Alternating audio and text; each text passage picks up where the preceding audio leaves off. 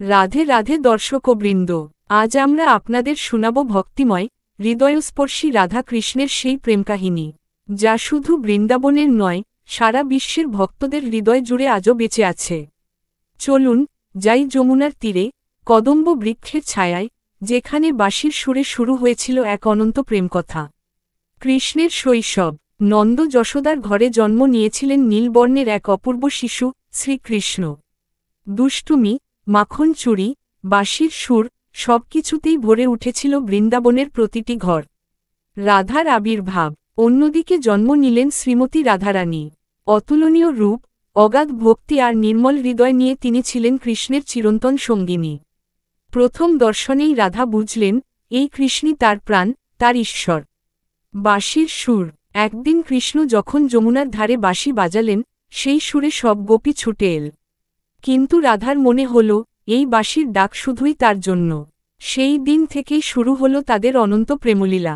রাসলীলা। পূর্ণিমার রাতে, যমুনার তীরে, কৃষ্ণ যখন বাঁশি বাজালেন, অসংখ্য গোপী ছুটে এল।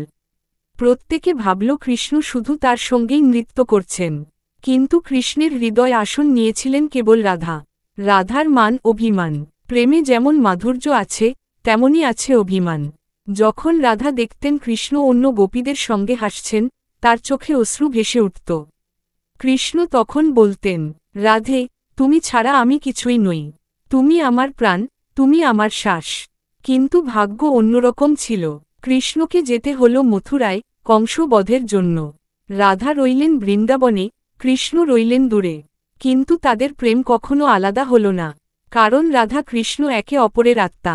বন্ধুরা, রাধা কৃষ্ণের এই প্রেম আমাদের শেখায়, সত্য প্রেম মানে নিঃস্বার্থ ভক্তি। প্রিয়জন দূরে থাকলেও অন্তরের সম্পর্ক কখনো ভাঙে না। আর ভক্তি যদি নির্মল হয়, তবে সেটাই পরিণত হয় প্রেমে, প্রেমী রূপ নেয় ঈশ্বরতায়। আজও বৃন্দাবনের প্রতিটি ধূলিকণা, প্রতিটি বৃক্ষ সাক্ষী হয়ে আছে তাদের অমর প্রেমের। রাধে রাধে।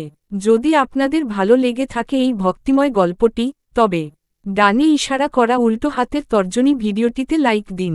ডানে ইশারা করা উল্টো হাতের তর্জনী বন্ধুদের সাথে শেয়ার করুন।